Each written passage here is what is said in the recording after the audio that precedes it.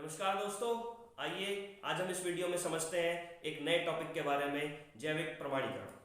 जैविक प्रमाणीकरण मतलब जैसे ही आप अपनी फसल जैविक रूप से उगाते हैं, जैसे ही आप उसके बाजार में लेके जाते हैं, तो उपभोक्ता जो उसको खरीद रहा होता है वो उससे आपका प्रमाणीकरण मांगता है। क्या आपको उसका प्रमाण देना होता है? क्या आपके पास प्रमाण है कि वो जैविक तरीके से उगाई गई है या वो केमिकल के फर्टिलाइजरों का इस्तेमाल उसमें किया गया है? तो यहाँ जरूरत पड़ती है किसान को या उस व्यापारी को जैविक प्रमाणीकरण देने की। यूं तो ये सिलसिला शुरू हुआ जब से जैविक खेती का हमारे भारत देश में प्रारंभ हुआ। तो जब हमारे देश में भारत में जैविक खेती शुरू करी गई तो सरकार के पास इतने संसाधन नहीं थे, सरकार के पास इतना सिस्टम डेवलप नहीं किया गया था रूरल लेवल तक कि जिसमें हम जैविक का प्रमाणीकरण अच्छे तरीके से कर पाए। सरकार ने वही नीति अपनाई जो विदेशों में अपनाई जा रही थी।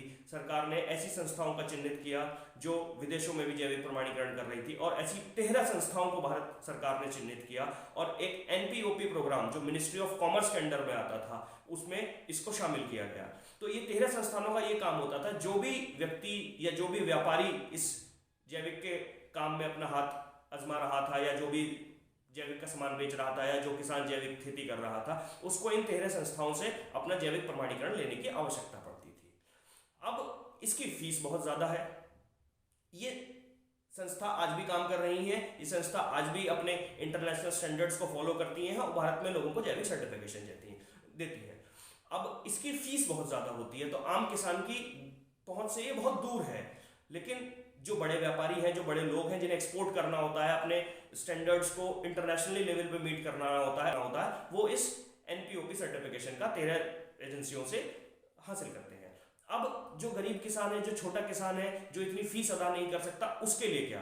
क्योंकि सरकार धीरे धीरे जैविक खेती को बढ़ावा देती चली आ रही है, तो सरकार ने 2011 में ये महसूस किया कि छोटा किसान जो है, जिसके पास ज्यादा भूमि नहीं है, वो इन एनपीओपी के सर्टिफिकेशन में अपना समय नहीं गुजारेगा। तो सरकार को जरूरत थी एक ऐसे सिस्टम लाने की जो जिसमें फीस कम लगे, जो किसानों की पहुंच तक हो। तो एक इंटरनेशनल लेवल पे भी एक पीजीएस सिस्टम को डेवलप किया गया था। अन्य देशों में भी ये समस्या सबके सामने आ रही थी कि एनपीओपी सर्टिफिकेशन जो थर्ड पार्टी सर्टिफिकेशन है उसमें पैसे बहुत लगते हैं, तो छोटा किसान उसमें जाता नहीं है। तो अब सबको इस जरूरत महसूस होने लगी थी कि छोटे किसानों को हम कैसे जैविक प्रमाणीकरण दें। तो एक इंटरनेशनल सिस्टम डेवलप किया था, पार्टिसिपेटरी गारंटी सिस्टम, जिसे पीजीएस कहते हैं।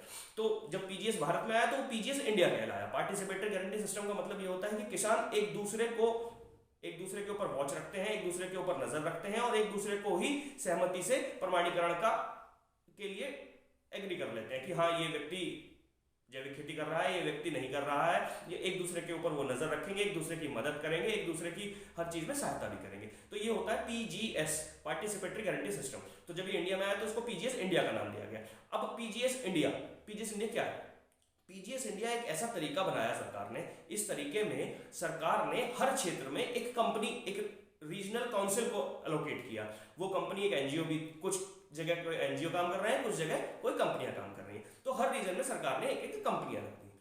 अच्छा, इसको करने से पहले इसके ऊपर सरकार ने इस काम को मिनिस्ट्री ऑफ एग्रीकल्चर में लिया।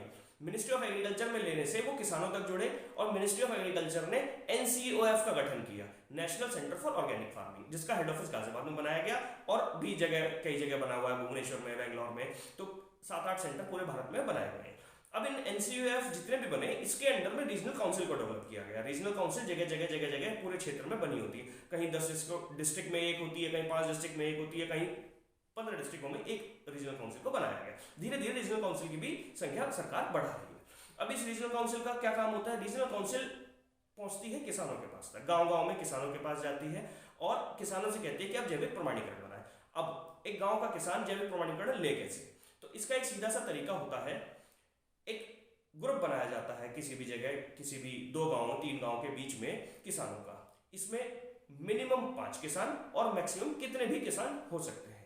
इस ग्रुप की जो भूमि होल्डिंग होगी, टोटल ग्रुप की जो भूमि होल्डिंग होगी, वो 20 हेक्टेयर से ज्यादा नहीं होनी चाहिए और किसी भी एक किसान के पास 10 हेक्टेयर से, यानी 50% टोटल ग्रुप की जो हमारी भूमि होल्डिंग है वो से ज्यादा नहीं होनी चाहिए। यानी कि कोई भी किसान 10 हेक्टेयर से ज्यादा का ना हो और टोटल ग्रुप की कैपेसिटी 20 हेक्टेयर से कम ना हो।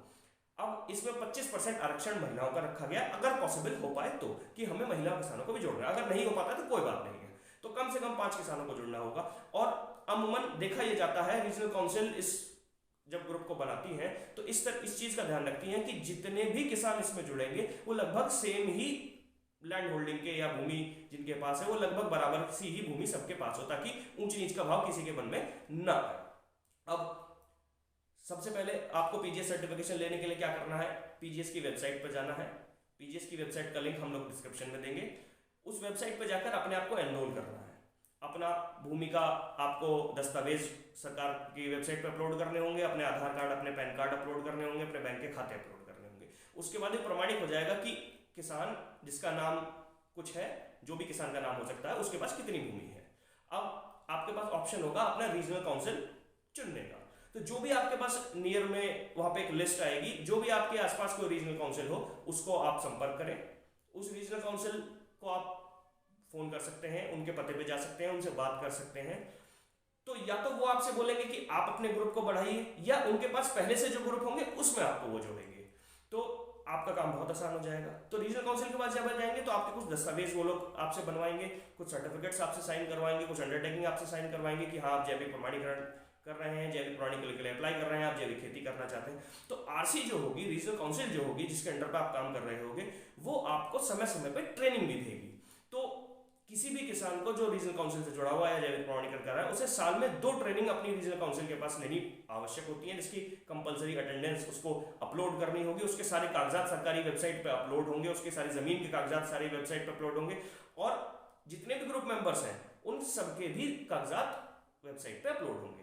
तो या तो रीजनल काउंसिल ने एक नया ग्रुप बनाया होगा जिसमें आप जुड़ेंगे, या बाकी किसानों को जोड़ा जाएगा, उनके भी दस्तावेज अपलोड करे जाएंगे सरकारी वेबसाइट पर, और नहीं होगा तो किसी पुराने ग्रुप में जोड़ा जाएगा जो पहले से चलते आ रहे हैं। अब समय अवधि क्या है इस प्रमाणीकरण को लेने की? इस प्रमाणीकरण को लेने की समय अवधि है 3 साल। 3 साल बागों के लिए या ऐसे खेतों के लिए, ऐसी फसलों के लिए जो बाग हैं जिनमें बड़े वृक्ष लगे हुए हैं, उनको जैविक प्रमाणीकरण में लगते हैं 3 साल। जो मौसमी फसल है, सीजनल वेजिटेबल्स हैं, सीजनल फसलें हैं, सीजनल खेती है, उसके लिए लगते हैं 2 साल। तो 2 साल तक आपकी भूमि, आपकी फसल, आपका खेत कन्वर्जन के पीरियड में रहेगा, यानी जैविक की तरफ वो मुड़ रहा है, जैविक की तरफ वो जा रहा है।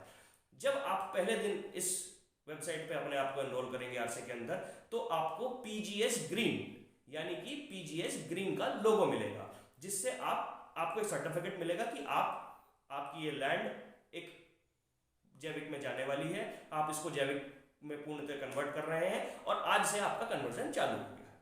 अब ये जो आरसी होती है, समय समय पे आपको जो ट्रेनिंग दे रही है आपको फसल उगाने के लिए, उसकी जब समय समय पे आपके खेत पे जांच करेगी। जो मिट्टी की भी जांच होगी, आपकी फसल की भी जांच होगी, उसमें कितना केमिकल है, कहीं आप चोरी छुप के केमिकल तो नहीं डाल रहे हैं, कहीं आप मिट्टी में केमिकल तो नहीं डाल दे रहे हैं अपनी फसल का उत्पादन लेने के। तो ये सारी चीजें आरसी आपकी इन सब चीजों में जांच करती रहेगी, आपको मॉनिटर करेगी, आपको ट्रेनिंग देती रहेगी। जो ग्रुप मेंबर्स होंगे इनको भी आपस में मीटिंग करने की आवश्यकता होगी। एक दूसरे की फसल के जो खेत है, उन पे जो फसल उगाई जा रही है, उन पे समय समय पर जाकर विजिट्स करने की आवश्यकता होगी। यानी कि इसका भी एक नियम है कि जब बुआई हमारी हो जाती है तो बुआई के 15 दिन बाद और कटाई से 10 दिन पहले सारे खेतों पर एक दूसरे की विजिट्स हम सबको, सभी ग्रुप मेंबर्स को करनी होगी, ताकि किसी की कोई समस्या हो, किसी को दिक्कत हो, वो आपस में सुलझाई जा सके। अगर नहीं सुलझती है तो आरसी तक पहुंचाकर वहां से वैज्ञानिकों को बुलाकर आपकी फसलों को नुकसान ना पहुंचे, आपका फायदा होता रहे, आपका नुकसान ना हो, इस चीज में हम उसकी आरसी आपकी मदद करेगी। तो अब जब 2 साल आपको उस प्रक्रिया में हो जाएंगे तो आपका कन्वर्जन कंप्लीट हो जाएगा। तो ये माना जाएगा कि आप पूर्णतः जैविक सर्टिफाइड है और आपको पीजीएस इंडिया का सर्टिफिकेशन मिलेगा। पीजीएस इंडिया का सर्टिफिकेट मिलते ही आप डोमेस्टिक स्तर पे एक जैविक किसान माने जाएंगे। आपने अपनी पीजीएस के पोर्टल पर जितनी भी भूमि पंजीकृत करी थी, उससे जो उत्पादन होगा वही जैविक उत्पाद माना जाएगा। फॉर एग्जाम्पल, उदाहरण के तौर पे हम लेते हैं कि आपने जो भूमि ली थी उसमें 100 किलो गेहूं उग सकता था, तो आपका जो उत्पाद 100 किलो है प्लस माइनस 5-7%, यही माना जाएगा कि जैविक हुआ है। ऐसा नहीं है कि कल को आप बोलेंगे कि मैंने तो 100 किलो आपका उगना चाहिए था, आप कहने लगे मैंने तो कहीं से 200 किलो का अरेंजमेंट कर लिया और 200 किलो बेचने चला गया, तो 200 किलो नहीं बेचा जाएगा।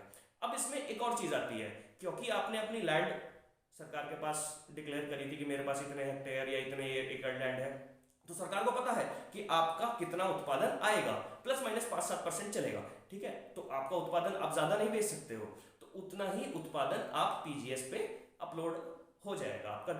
अच्छा, जब आप पीजीएस के लिए अप्लाई करेंगे तो आप किन किन फसलों के लिए अप्लाई कर रहे हैं, किन किन फसलों की ट्रेनिंग आपने ली है, किन किन फसलों में आपका क्षेत्र में उगाई जाती है, वो सब वहां पर अपलोड होगा और वही सर्टिफिकेट पे लिखा आएगा। तो जब आप ये सब प्रमाणीकरण आपके पास 2 साल बाद आ जाएगा और आप पीजीएस इंडिया का आपको सर्टिफिकेशन मिल जाएगा, तो आप अच्छे दामों के लिए अपने आप को रजिस्टर कर पाएंगे हर जगह, आप अपना सर्टिफिकेट दिखा पाएंगे, आपको कोई भी आपसे पूछ सकता है कि आपका सर्टिफिकेशन कहाँ है, आप तुरंत दे पाएंगे। अच्छा, जैसे ही आप पीजीएस में अप्लाई करते हैं, यानी कि पीजीएस ब्लू जब आपको मिला था, तो सरकार का एक अपना पोर्टल है जिसे हम जैविक खेती का पोर्टल बोलते हैं, तो उसका भी लिंक हम डिस्क्रिप्शन में दे रहे हैं, तो आप उस पर जाकर अपने आप को रजिस्टर कर पाएंगे। तो उसमें भी 2 तरह के किसान हैं, पीजीएस ग्रीन के किसान और पीजीएस इंडिया के किसान। तो जैसे ही आपने पीजीएस में रजिस्टर किया था, तो शुरुआत में आपको पीजीएस ग्रीन मिला, बाद में आपको पीजीएस इंडिया मिल गया। तो जब आप पीजीएस ग्रीन में थे, तो आप जैविक खेती के पोर्टल पे अपना जो उत्पाद है, जो अपना उत्पादन है, अपनी खेती से जो उत्पादन ले रहे हैं, वो आप अपलोड कर पाएंगे। ये एक ऑनलाइन प्लेटफॉर्म है जिसपे जैविक खेती करने वाले सारे किसान मिलकर अपने उत्पाद को अपनी कीमतों पर बेच सकते हैं। यहाँ पर बहुत सारे ग्राहक हैं, बहुत सारे लोग हैं। ये भ्रांति जो लोगों के मन में है कि हमारा उत्पाद नहीं बिकता, जैविक उत्पाद बिकता है। जैविक उत्पाद बेचने का एक सही तरीका है। दोस्तों, मेरी बात को मानिए, आप पीजीएस में रजिस्टर करिए अपने आप को, इसमें कोई फीस नहीं लगती है, कोई आपसे 1 रुपए का खर्चा नहीं मांगता है। इसमें निःशुल्क किसान को सारी सहायता दी जाती है, ट्रेनिंग दी जाती है, सर्टिफिकेट निःशुल्क दिए जाते हैं, वेबसाइट का एक्सेस, लॉगिन सब फ्री में दिया जाता है। आप अपना सामान वहां पे रखें, लोग आएंगे आपके दामों पे उससे खरीदेंगे, वो लॉजिस्टिक सपोर्ट भी उस वेबसाइट पर मिलता है।